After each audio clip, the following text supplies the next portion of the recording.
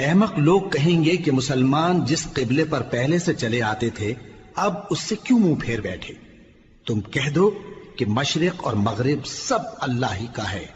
وہ جس کو چاہتا ہے سیدھے رستے پر چلاتا ہے، اور اسی طرح ہم نے تم کو امت معتدل بنایا ہے تاکہ تم لوگوں پر گواہ بنو اور پیغمبر آخر الزمان صلی اللہ علیہ وآلہ وسلم تم پر گواہ بنے۔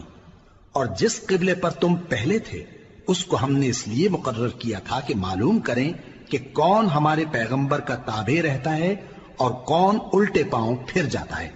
اور یہ بات یعنی تحویل قبلہ لوگوں کو گراں معلوم ہوئی، مگر جن کو اللہ نے ہدایت بخشی ہے وہ اسے گراں نہیں سمجھتے، اور اللہ ایسا نہیں کہ تمہارے ایمان کو یوں ہی ضائع کر دے۔ اللہ تو لوگوں پر بڑا مہربان ہے، صاحب رحمت ہے۔ اے پیغمبر صلی اللہ علیہ وآلہ وسلم، ہم تمہارا آسمان کی طرف منہ اٹھانا دیکھ رہے ہیں، سو ہم تم کو اسی قبلے کی طرف جس کو تم پسند کرتے ہو منہ کرنے کا حکم دیں گے۔ تو اپنا منہ مسجد حرام یعنی خانہ کعبہ کی طرف پھیر لو، اور تم لوگ جہاں ہوا کرو نماز پڑھنے کے وقت اسی مسجد کی طرف منہ کر لیا کرو۔ اور جن لوگوں کو کتاب دی گئی ہے وہ خوب جانتے ہیں کہ یہ نیا قبلہ ان کے پروردگار کی طرف سے حق ہے، اور جو کام یہ لوگ کرتے ہیں اللہ ان سے بے خبر نہیں۔ اور اگر تم ان اہل کتاب کے پاس تمام نشانیاں بھی لے کر آؤ تو بھی یہ تمہارے قبلے کی پیروی نہ کریں،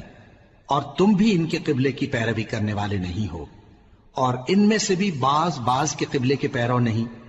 اور اگر تم باوجود اس کے کہ تمہارے پاس علم یعنی اللہ کا حکم آ چکا ہے ان کی خواہشوں کے پیچھے چلو گے تو ظالموں میں ہو جاؤ گے۔ جن لوگوں کو ہم نے کتاب دی ہے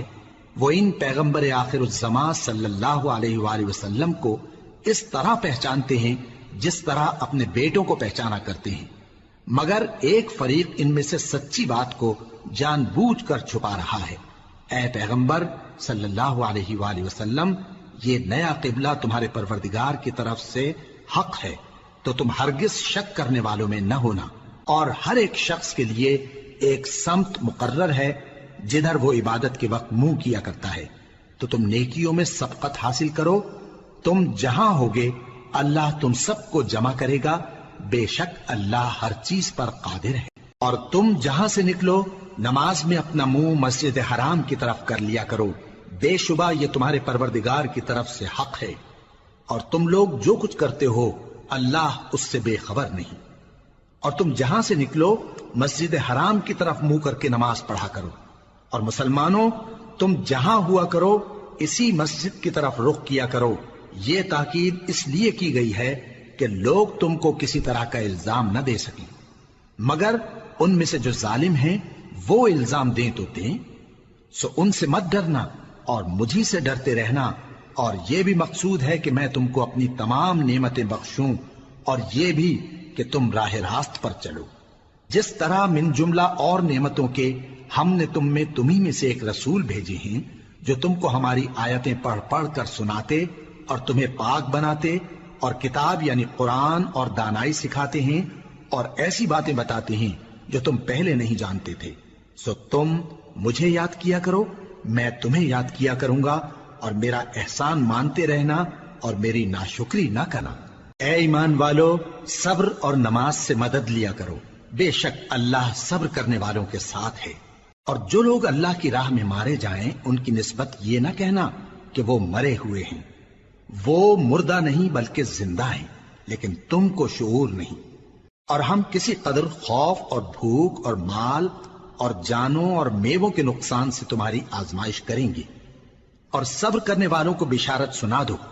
کہ ان لوگوں پر جب کوئی مصیبت واقع ہوتی ہے تو کہتے ہیں کہ ہم اللہ ہی کا مال ہیں اور اسی کی طرف لوٹ کر جانے والے ہیں۔ یہی لوگ ہیں جن پر ان کے پروردگار کی عنایتیں ہیں اور خصوصی رحمت بھی ہے، اور یہی سیدھے رستے پر ہیں۔ بے شک کوہ صفا اور مروہ اللہ کی نشانیوں میں سے ہیں، تو جو شخص خانہ کعبہ کا حج یا عمرہ کرے اس پر کچھ گناہ نہیں کہ دونوں کے درمیان چکر لگائے، بلکہ یہ ایک نیک کام ہے، اور جو کوئی نیک کام کرے تو اللہ قدردان ہے، دانا ہے۔ جو لوگ ہمارے حکموں اور ہدایتوں کو جو ہم نے نازل کی ہیں کسی غرض فاسد سے چھپاتے ہیں، باوجود کہ ہم نے ان کو لوگوں کے سمجھانے کے لیے اپنی کتاب میں کھول کھول کر بیان کر دیا ہے۔ ایسوں پر اللہ اور تمام لعنت کرنے والے لعنت کرتے ہیں۔ ہاں، جو توبہ کرتے ہیں اور اپنی حالت درست کر لیتے ہیں اور احکام الہی کو صاف صاف بیان کر دیتے ہیں تو میں ان کے قصور معاف کر دیتا ہوں، اور میں بڑا معاف کرنے والا، بڑا مہربان ہوں۔ جو لوگ کافر ہوئے اور کافر ہی مرے، ایسوں پر اللہ کی اور فرشتوں کی اور انسانوں کی سب کی لعنت، وہ ہمیشہ اسی لعنت میں گرفتار رہیں گے۔ ان سے نہ تو عذاب ہلکا ہی کیا جائے گا اور نہ انہیں کچھ مہلت ملے گی۔ اور لوگوں، تمہارا معبود ایک ہی معبود ہے، اس بڑے مہربان اور رحم والے کے سوا کوئی عبادت کے لائق نہیں۔ بے شک آسمانوں اور زمین کے پیدا کرنے میں اور رات اور دن کے ایک دوسرے کے پیچھے آنے جانے میں اور کشتیوں اور جہازوں میں جو سمندر میں لوگوں کے فائدے کے لیے رواں ہیں، اور میں جس کو اللہ آسمان سے برساتا اور اس سے زمین کو اس کے مردہ ہو جانے کے بعد زندہ یعنی خشک ہو جانے کے بعد سرسبز کر دیتا ہے، اور زمین پر ہر قسم کے جانور پھیلانے میں اور ہواؤں کے چلانے میں اور بادلوں میں جو آسمان اور زمین کے درمیان گھرے رہتے ہیں، عقل مندوں کے لیے اللہ کی قدرت کی نشانیاں ہیں۔ اور بعض لوگ ایسے ہیں جو غیر اللہ کو اللہ کا شریک بناتے اور ان سے اللہ کی سی محبت کرتے ہیں، لیکن جو ایمان والے ہیں وہ تو اللہ ہی کے سب سے زیادہ دوست دار ہیں۔ اور اے کاش ظالم لوگ جو بات عذاب کے وقت دیکھیں گے اب دیکھ لیتے کہ سب طرح کی طاقت اللہ ہی کو ہے، اور یہ کہ اللہ سخت عذاب کرنے والا ہے۔ اس دن کفر کے پیشوا اپنے پیروں سے بیزاری ظاہر کریں گے اور دونوں عذاب الہی دیکھ لیں گے اور ان کے آپس کے تعلقات منقطع ہو جائیں گے۔ یہ حال دیکھ کر پیروی کرنے والے حسرت سے کہیں گے کہ اے کاش ہمیں پھر دنیا میں جانا نصیب ہو، تاکہ جس طرح یہ ہم سے بیزار ہو رہے ہیں اسی طرح ہم بھی ان سے بیزار ہوں۔ اس طرح اللہ ان کے اعمال حسرت بنا کر دکھائے گا اور وہ دوزخ سے نکل نہیں سکیں گے۔ لوگوں، جو چیزیں زمین میں حلال طیب ہیں وہ کھاؤ، اور شیطان کے قدموں پر نہ چلو، وہ تمہارا کھلا دشمن ہے۔ وہ تو تم کو برائی اور بے حیائی ہی کے کام کرنے کو کہتا ہے، اور یہ بھی کہ اللہ کی نسبت ایسی باتیں کہو جن کا تمہیں کچھ بھی علم نہیں۔ اور جب ان لوگوں سے کہا جاتا ہے کہ جو کتاب اللہ نے نازل فرمائی ہے اس کی پیروی کرو، تو کہتے ہیں نہیں، بلکہ ہم تو اسی چیز کی پیروی کریں گے جس پر ہم نے اپنے باپ دادا کو پایا۔ بھلا اگرچہ ان کے باپ دادا نہ کچھ سمجھتے ہوں اور نہ سیدھے رستے پر ہوں، تب بھی وہ انہی کی تقلید کیے جائیں گے۔ جو لوگ کافر ہیں ان کی مثال اس شخص کی سی ہے جو کسی ایسی چیز کو آواز دے جو پکار اور آواز کے سوا کچھ سن نہ سکے۔ یہ بہرے ہیں، گونگے ہیں، اندھے ہیں کہ کچھ سمجھ ہی نہیں سکتے۔ اے اہل ایمان، جو پاکیزہ چیزیں ہم نے تم کو عطا فرمائی ہیں ان کو کھاؤ، اور اگر اللہ ہی کے بندے ہو تو اس کی نعمتوں کا شکر بھی ادا کرو۔ اس نے تو تم پر بس مرا ہوا جانور اور لہو اور سور کا گوشت اور جس چیز پر اللہ کے سوا کسی اور کا نام پکارا جائے حرام کر دیا ہے۔ ہاں، جو مجبور ہو جائے بشرطے کہ اللہ کی نافرمانی نہ کرے اور حد ضرورت سے باہر نہ نکل جائے، اس پر کچھ گناہ نہیں۔ بے شک اللہ بخشنے والا ہے، رحم کرنے والا ہے۔ جو لوگ اللہ کی کتاب سے ان آیتوں اور ہدایتوں کو جو اس نے نازل فرمائی ہیں چھپاتے اور ان کے بدلے تھوڑی سی قیمت یعنی دنیاوی منفعت حاصل کرتے ہیں، وہ اپنے پیٹوں میں محض آگ بھرتے ہیں۔ ایسے لوگوں سے اللہ قیامت کے دن نہ کلام کرے گا اور نہ ان کو گناہوں سے پاک کرے گا، اور ان کے لیے دکھ دینے والا عذاب ہے۔ یہ وہ لوگ ہیں جنہوں نے ہدایت چھوڑ کر گمراہی اور بخشش چھوڑ کر عذاب خرید لیا۔ یہ آتش جہنم کی کیسی برداشت کرنے والے ہیں۔ یہ اس لیے کہ اللہ نے کتاب سچائی کے ساتھ نازل فرمائی، اور جن لوگوں نے اس کتاب میں اختلاف کیا وہ ضد میں آ کر نیکی سے دور ہو گئے ہیں۔ نیکی یہی نہیں کہ تم مشرق و مغرب کو قبلہ سمجھ کر ان کی طرف منہ کر لو، بلکہ نیکی یہ ہے کہ لوگ اللہ پر اور روز آخر پر اور فرشتوں پر اور اللہ کی کتاب پر اور پیغمبروں پر ایمان لائیں، اور مال باوجود عزیز رکھنے کے رشتہ داروں اور یتیموں اور محتاجوں اور مسافروں اور مانگنے والوں کو دیں، اور گردنوں کے چھڑانے میں خرچ کریں، اور نماز پڑھیں اور زکات دیں، اور جب عہد کر لیں تو اس کو پورا کریں، اور سختی اور تکلیف میں اور جنگ کے وقت ثابت قدم رہیں۔ یہی لوگ ہیں جو ایمان میں سچے ہیں، اور یہی ہیں جو اللہ سے ڈرنے والے ہیں۔ مومنوں، تم کو مقتولوں کے بارے میں قصاص یعنی خون کے بدلے خون کا حکم دیا جاتا ہے، اس طرح پر کہ آزاد کے بدلے آزاد مارا جائے، اور غلام کے بدلے غلام، اور عورت کے بدلے عورت۔ اور اگر قاتل کو اس کے مقتول بھائی کے قصاص میں سے کچھ معاف کر دیا جائے تو وارث مقتول کو پسندیدہ طریق سے قرارداد کی پیروی یعنی مطالبہ خون بہا کرنا اور قاتل کو خوشخوئی کے ساتھ ادا کرنا چاہیے۔ یہ تمہارے پروردگار کی طرف سے تمہارے لیے آسانی اور مہربانی ہے۔ اب جو اس کے بعد زیادتی کرے اس کے لیے دکھ کا عذاب ہے۔ اور اے اہل عقل،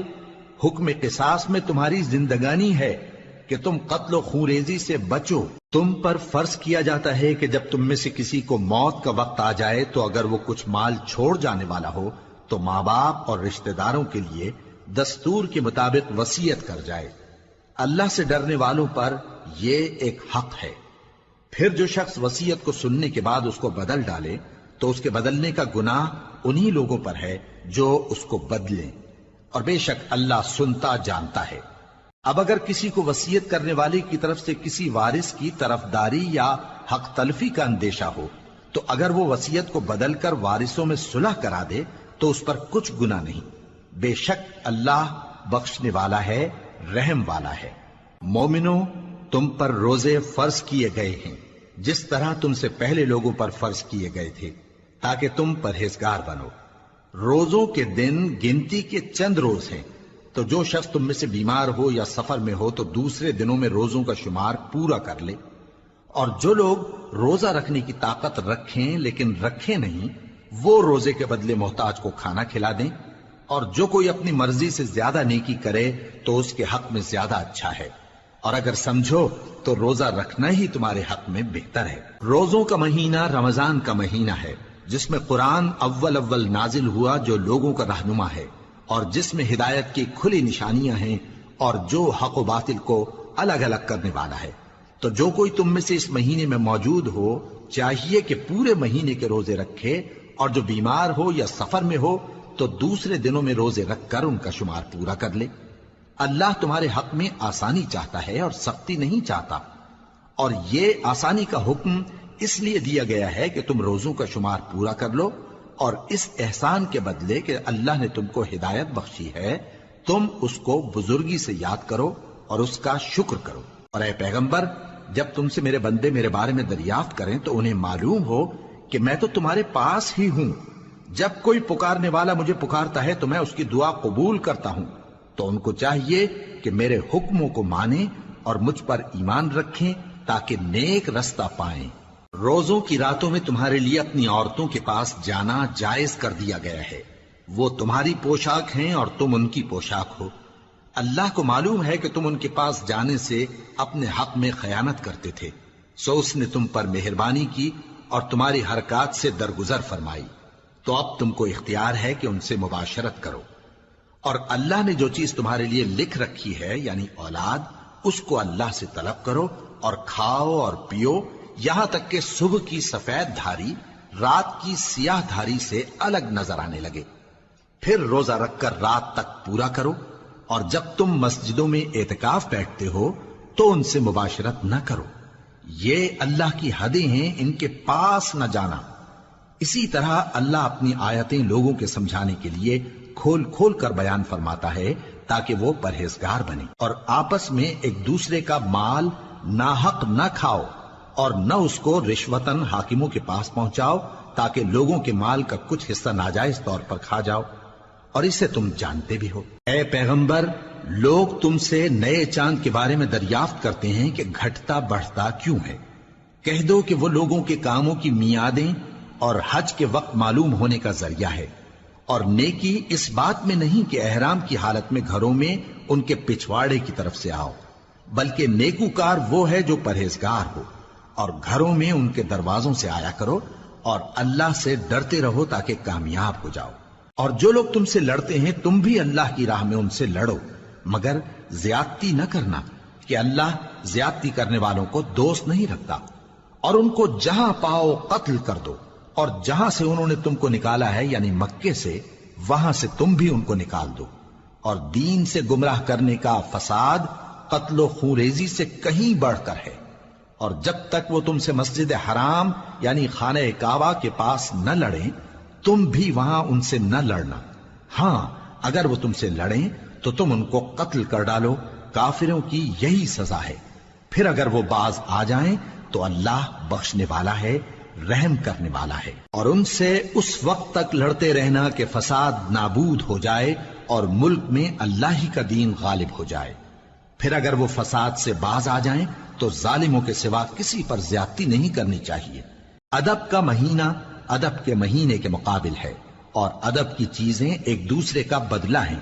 پس اگر کوئی تم پر زیادتی کرے تو جیسی زیادتی وہ تم پر کرے ویسی ہی تم اس پر کرو،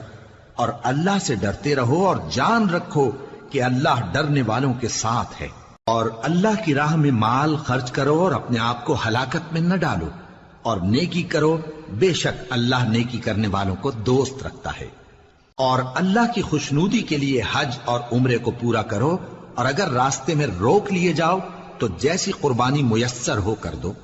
اور جب تک قربانی اپنے مقام پر نہ پہنچ جائے سر نہ منڈاؤ۔ اور اگر کوئی تم میں بیمار ہو یا اس کے سر میں کسی طرح کی تکلیف ہو تو اگر وہ سر منڈا لے تو اس کے بدلے روزے رکھے یا صدقہ دے یا قربانی کرے۔ پھر جب تکلیف دور ہو کر تم مطمئن ہو جاؤ تو جو تم میں حج کے وقت تک عمرے سے فائدہ اٹھانا چاہے وہ جیسی قربانی میسر ہو کرے، اور جس کو قربانی نہ ملے وہ 3 روزے ایام حج میں رکھے اور 7 جب واپس ہو، یہ پورے 10 ہوئے۔ یہ حکم اس شخص کے لیے ہے جس کے اہل و عیال مکے میں نہ رہتے ہوں۔ اور اللہ سے ڈرتے رہو اور جان رکھو کہ اللہ سخت عذاب دینے والا ہے۔ حج کے مہینے معین ہیں جو معلوم ہیں، تو جو شخص ان مہینوں میں حج کی نیت کر لے تو حج کے دنوں میں نہ عورتوں سے اختلاط کرے، نہ کوئی برا کام کرے اور نہ کسی سے جھگڑے۔ اور جو نیک کام تم کرو گے وہ اللہ کو معلوم ہو جائے گا۔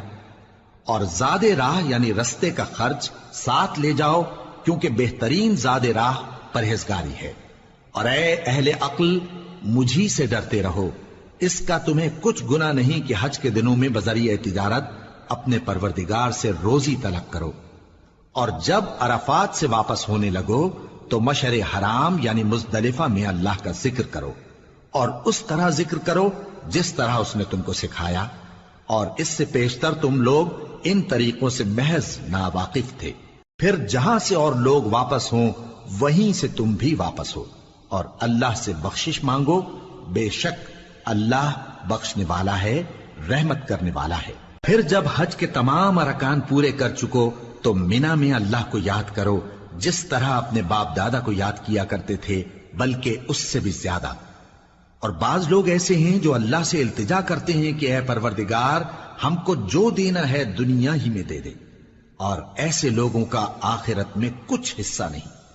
اور بعض ایسے ہیں کہ دعا کرتے ہیں کہ پروردگار ہم کو دنیا میں بھی نعمت عطا فرما اور آخرت میں بھی نعمت بخشیو اور دوزخ کے عذاب سے محفوظ رکھیو۔ یہی لوگ ہیں جن کے لیے ان کے کاموں کا حصہ یعنی اجر نیک تیار ہے، اور اللہ جلد حساب لینے والا ہے۔ اور قیام منا کے دنوں میں جو گنتی کے دن ہیں اللہ کو یاد کرو، اگر کوئی جلدی کرے اور 2 ہی دن میں چل دے تو اس پر بھی کچھ گناہ نہیں، اور جو بات تک ٹھہرا رہے اس پر بھی کچھ گناہ نہیں۔ یہ باتیں اس شخص کے لیے ہیں جو اللہ سے ڈرے، اور تم لوگ اللہ سے ڈرتے رہو اور جان رکھو کہ تم سب اس کے پاس جمع کیے جاؤ گے۔ اور کوئی شخص تو ایسا ہے جس کی گفتگو دنیا کی زندگی میں تم کو دلکش معلوم ہوتی ہے، اور وہ اپنے معافی ضمیر پر یعنی اس بات پر جو اس کے دل میں ہے اللہ کو گواہ بناتا ہے، حالانکہ وہ سخت جھگڑالو ہے۔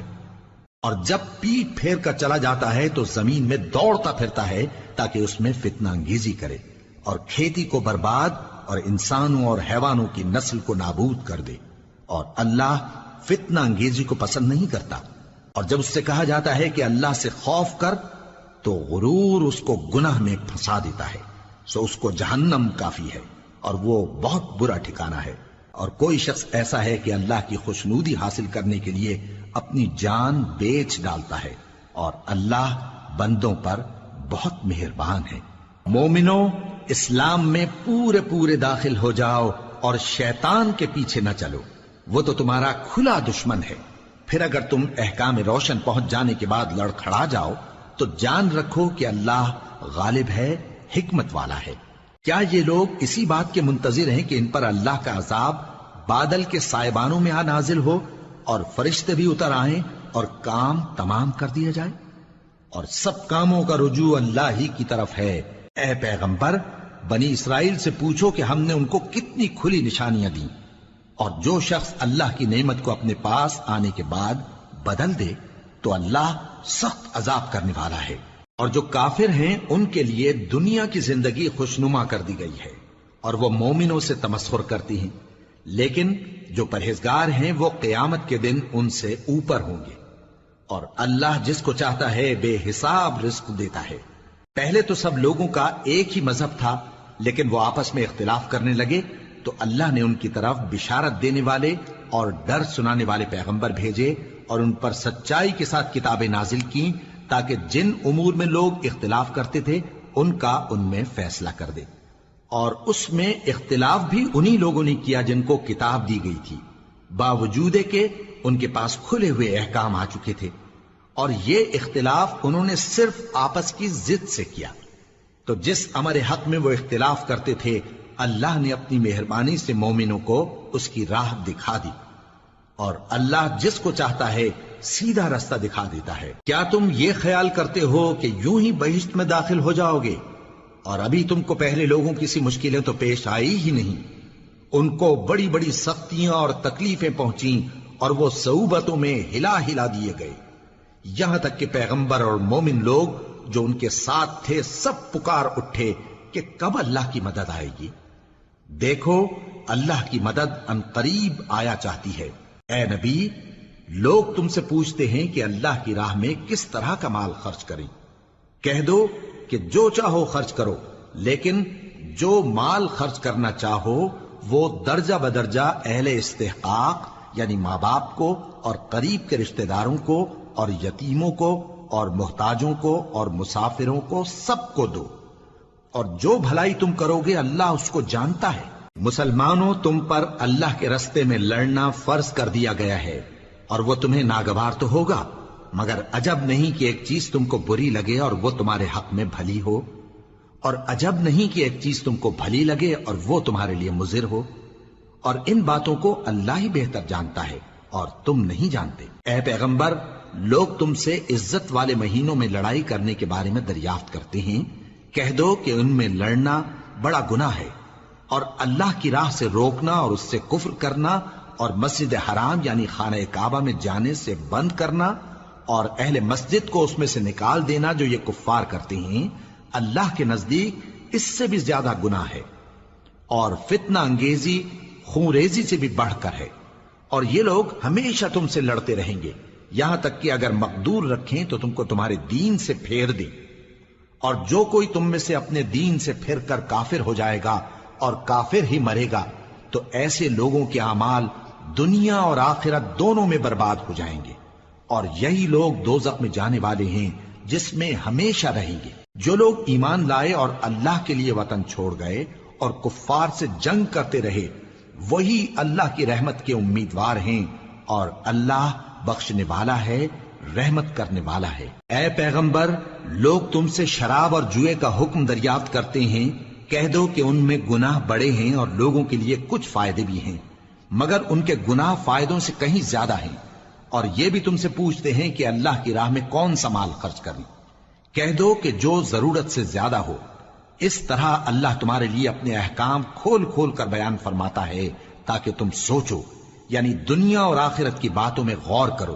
اور تم سے یتیموں کے بارے میں بھی دریافت کرتے ہیں، کہہ دو کہ ان کی حالت کی اصلاح بہت اچھا کام ہے، اور اگر تم ان سے مل جل کر رہنا یعنی خرچ اکٹھا رکھنا چاہو تو وہ تمہارے بھائی ہیں، اور اللہ خوب جانتا ہے کہ خرابی کرنے والا کون ہے اور اصلاح کرنے والا کون۔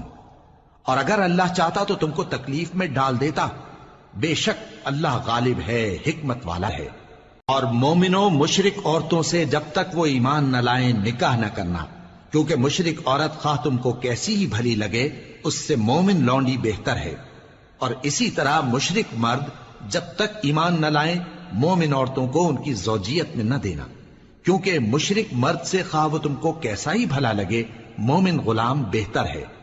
یہ مشرک لوگوں کو دوزخ کی طرف بلاتی ہیں، اور اللہ اپنی مہربانی سے بہشت اور بخشش کی طرف بلاتا ہے، اور اپنے حکم لوگوں سے کھول کھول کر بیان کرتا ہے تاکہ نصیحت حاصل کریں۔ اور تم سے حیض کے بارے میں دریافت کرتے ہیں، کہہ دو وہ تو نجاست ہے، سو ایام حیض میں عورتوں سے کنارہ کش رہو، اور جب تک وہ پاک نہ ہو جائیں ان سے مقاربت نہ کرو۔ ہاں جب وہ پاک ہو جائیں تو جس طریق سے اللہ نے تمہیں ارشاد فرمایا ہے ان کے پاس جاؤ، کچھ شک نہیں کہ اللہ توبہ کرنے والوں اور پاک صاف رہنے والوں کو دوست رکھتا ہے۔ تمہاری عورتیں تمہاری کھیتی ہیں، تو اپنی کھیتی میں جس طرح چاہو جاؤ، اور اپنے لیے نیک عمل آگے بھیجو، اور اللہ سے ڈرتے رہو، اور جان رکھو کہ ایک دن تمہیں اس کے روبرو حاضر ہونا ہے۔ اور اے پیغمبر ایمان والوں کو بشارت سنا دو، اور اللہ کے نام کو اس بات کا ہیلا نہ بنانا کہ اس کی قسمیں کھا کھا کر سلوک کرنے اور پرہیزگاری کرنے اور لوگوں میں صلح و سازگاری کرانے سے رک جاؤ، اور اللہ سب کچھ سنتا ہے جانتا ہے۔ اللہ تمہاری لغو قسموں پر تم سے مواخذہ نہیں کرے گا، لیکن جو قسمیں تم قصد دلی سے کھاؤ گے ان پر مواخذہ کرے گا، اور اللہ بخشنے والا ہے بردبار ہے۔ جو لوگ اپنی عورتوں کے پاس جانے کی قسم کھا لیں ان کو 4 مہینے تک انتظار کرنا چاہیے۔ اگر اس عرصے میں قسم سے رجوع کر لیں تو اللہ بخشنے والا ہے، مہربان ہے، اور اگر طلاق کا ارادہ کر لیں تو بھی اللہ سنتا ہے جانتا ہے۔ اور طلاق والی عورتیں 3 حیض تک اپنے تئیں روکے رہیں، اور اگر وہ اللہ اور روز قیامت پر ایمان رکھتی ہیں تو ان کو جائز نہیں کہ اللہ نے جو کچھ ان کے شکم میں پیدا کیا ہے اس کو چھپائیں، اور ان کے خاوند اگر پھر موافقت چاہیں تو اس مدت میں وہ ان کو اپنی زوجیت میں لے لینے کے زیادہ حقدار ہیں۔ اور عورتوں کا حق مردوں پر ویسا ہی ہے جیسے دستور کے مطابق مردوں کا حق عورتوں پر ہے، البتہ مردوں کو عورتوں پر 1 درجہ فضیلت ہے، اور اللہ غالب ہے، صاحب حکمت ہے۔ طلاق صرف 2 بار ہے، یعنی جب 2 دفعہ طلاق دے دی جائے تو پھر عورتوں کو یا تو بطریق شائستہ نکاح میں رہنے دینا ہے یا بھلائی کے ساتھ چھوڑ دینا۔ اور یہ جائز نہیں کہ جو مہر تم ان کو دے چکے ہو اس میں سے کچھ واپس لے لو۔ ہاں اگر زن و شوہر کو خوف ہو کہ وہ اللہ کی حدوں کو قائم نہیں رکھ سکیں گے تو اگر عورت خاوند کے ہاتھ سے رہائی پانے کے بدلے میں کچھ دے ڈالے تو دونوں پر کچھ گناہ نہیں۔ یہ اللہ کی مقرر کی ہوئی حدیں ہیں، ان سے باہر نہ نکلنا، اور جو لوگ اللہ کی حدوں سے باہر نکل جائیں گے وہ گناہگار ہوں گے۔ پھر اگر شوہر 2 طلاقوں کے بعد تیسری طلاق عورت کو دے دے تو اس کے بعد جب تک عورت کسی دوسرے شخص سے نکاح نہ کر لے اس پہلے شوہر پر حلال نہ ہوگی۔ ہاں اگر دوسرا خاوند بھی طلاق دے دے اور عورت اور پہلا خاوند پھر ایک دوسرے کی طرف رجوع کر لیں تو ان پر کچھ گناہ نہیں، بشرطے کہ دونوں یقین کریں کہ اللہ کی حدوں کو قائم رکھ سکیں گے، اور یہ اللہ کی حدیں ہیں، ان کو وہ ان لوگوں کے لیے بیان فرماتا ہے جو علم رکھتے ہیں۔ اور جب تم عورتوں کو 2 دفعہ طلاق دے چکو اور ان کی عدت پوری ہو جائے تو انہیں یا تو حسن سلوک سے نکاح میں رہنے دو یا بطریق شائستہ رخصت کر دو، اور اس نیت سے ان کو نکاح میں نہ رہنے دینا چاہیے کہ انہیں تکلیف دو اور ان پر زیادتی کرو، اور جو ایسا کرے گا وہ اپنا ہی نقصان کرے گا۔ اور اللہ کے احکام کو ہنسی اور کھیل نہ بناؤ، اور اللہ نے تم کو جو نعمتیں بخشی ہیں اور تم پر جو کتاب اور دانائی کی باتیں نازل کی ہیں جن سے وہ تمہیں نصیحت فرماتا ہے ان کو یاد کرو، اور اللہ سے ڈرتے رہو، اور جان رکھو کہ اللہ ہر چیز سے واقف ہے۔ اور جب تم عورتوں کو طلاق دے چکو اور ان کی عدت پوری ہو جائے تو ان کو اپنے شوہروں کے ساتھ جب وہ آپس میں جائز طور پر راضی ہو جائیں نکاح کرنے سے مت روکو۔ اس حکم سے اس شخص کو نصیحت کی جاتی ہے جو تم میں اللہ اور روز آخر پر یقین رکھتا ہے۔ یہ تمہارے لیے نہایت خوب اور بہت پاکیزگی کی بات ہے، اور اللہ جانتا ہے اور تم نہیں جانتے۔ اور مائیں اپنے بچوں کو پورے 2 سال دودھ پلائیں یہ حکم اس شخص کے لیے ہے جو پوری مدت تک دودھ پلوانا چاہے، اور دودھ پلانے والی ماؤں کا کھانا اور کپڑا دستور کے مطابق باپ کے ذمے ہوگا۔ کسی شخص کو اس کی طاقت سے زیادہ تکلیف نہیں دی جاتی، تو یاد رکھو کہ نہ تو ماں کو اس کے بچے کے سبب نقصان پہنچایا جائے اور نہ باپ کو اس کی اولاد کی وجہ سے نقصان پہنچایا جائے، اور اسی طرح نان و نفقہ بچے کے وارث کے ذمے ہے۔ اور اگر دونوں یعنی ماں باپ آپس کی رضامندی اور صلاح سے بچے کا دودھ چھڑانا چاہیں تو ان پر کچھ گناہ نہیں، اور اگر تم اپنی اولاد کو دودھ پلوانا چاہو تو تم پر کچھ گناہ نہیں، بشرطے کہ تم دودھ پلانے والیوں کو دستور کے مطابق ان کا حق جو تم نے دینا کیا تھا دے دو، اور اللہ سے ڈرتے رہو اور جان رکھو کہ جو کچھ تم کرتے ہو اللہ اس کو دیکھ رہا ہے۔ اور جو لوگ تم میں سے مر جائیں اور عورتیں چھوڑ جائیں تو وہ عورتیں 4 مہینے اور 10 دن اپنے آپ کو روکے رہیں، اور جب یہ عدت پوری کر چکیں اور اپنے حق میں پسندیدہ کام یعنی نکاح کر لیں تو تم پر کچھ گناہ نہیں، اور اللہ تمہارے سب کاموں سے واقف ہے۔ اگر تم اشارے کنائے میں عورتوں کو نکاح کا پیغام بھیجو یا نکاح کی خواہش کو اپنے دلوں میں مخفی رکھو تو تم پر کچھ گناہ نہیں۔ اللہ کو معلوم ہے کہ تم ان سے نکاح کا ذکر کرو گے، مگر ایام عدت میں اس کے سوا کے دستور کے مطابق کوئی بات کہہ دو، پوشیدہ طور پر ان سے قول و قرار نہ کرنا، اور جب تک عدت پوری نہ ہو لے نکاح کا پختہ ارادہ نہ کرنا، اور جان رکھو کہ جو کچھ تمہارے دلوں میں ہے اللہ کو سب معلوم ہے، تو اس سے ڈرتے رہو اور جان رکھو کہ اللہ بخشنے والا ہے، حلم والا ہے۔ اور اگر تم عورتوں کو ان کے پاس جانے یا ان کا مہر مقرر کرنے سے پہلے طلاق دے دو تو تم پر کچھ گناہ نہیں، ہاں ان کو دستور کے مطابق کچھ خرچ ضرور دو، یعنی مقدور والا اپنے مقدور کے مطابق دے اور تنگ دست اپنی حیثیت کے مطابق۔ نیک لوگوں پر یہ ایک طرح کا حق ہے۔ اور اگر تم عورتوں کو ان کے پاس جانے سے پہلے طلاق دے دو لیکن مہر مقرر کر چکے ہو تو آدھا مہر دینا ہوگا۔ ہاں اگر عورتیں مہر بخش دیں یا مرد جن کے ہاتھ میں عقد نکاح ہے اپنا حق چھوڑ دیں اور پورا مہر دے دیں تو ان کو اختیار ہے، اور اگر تم مرد لوگ ہی اپنا حق چھوڑ دو تو یہ پرہیزگاری کی بات ہے، اور آپس میں بھلائی کرنے کو فراموش نہ کرنا۔ کچھ شک نہیں کہ اللہ تمہارے سب کاموں کو دیکھ رہا ہے۔ مسلمانوں، سب نمازیں خصوصاً بیچ کی نماز یعنی نماز عصر پورے اہتمام کے ساتھ ادا کرتے رہو اور اللہ کے آگے ادب سے کھڑے رہا کرو۔ پھر اگر تم خوف کی حالت میں ہو تو پیادے یا سوار جس حال میں ہو نماز پڑھ لو۔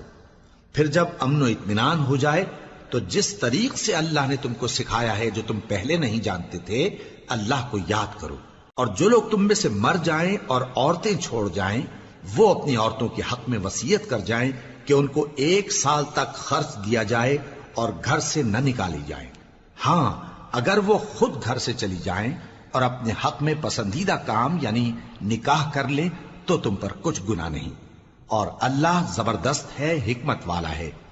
اور مطلقہ عورتوں کو بھی دستور کے مطابق نان و نفقہ دینا چاہیے، پرہیزگاروں پر یہ بھی حق ہے۔ اسی طرح اللہ اپنے احکام تمہارے لیے بیان فرماتا ہے تاکہ تم سمجھو۔ بھلا تم نے ان لوگوں کو نہیں دیکھا جو شمار میں ہزاروں ہی تھے اور موت کے ڈر سے اپنے گھروں سے نکل بھاگے تھے؟ تو اللہ نے ان کو حکم دیا کہ مر جاؤ، پھر ان کو زندہ بھی کر دیا۔ کچھ شک نہیں کہ اللہ لوگوں پر مہربانی رکھتا ہے، لیکن اکثر لوگ شکر نہیں کرتے۔ اور مسلمانوں، اللہ کی راہ میں جہاد کرو اور جان رکھو کہ اللہ سب کچھ سنتا ہے، سب کچھ جانتا ہے۔ کون ہے کہ اللہ کو قرض حسنہ دے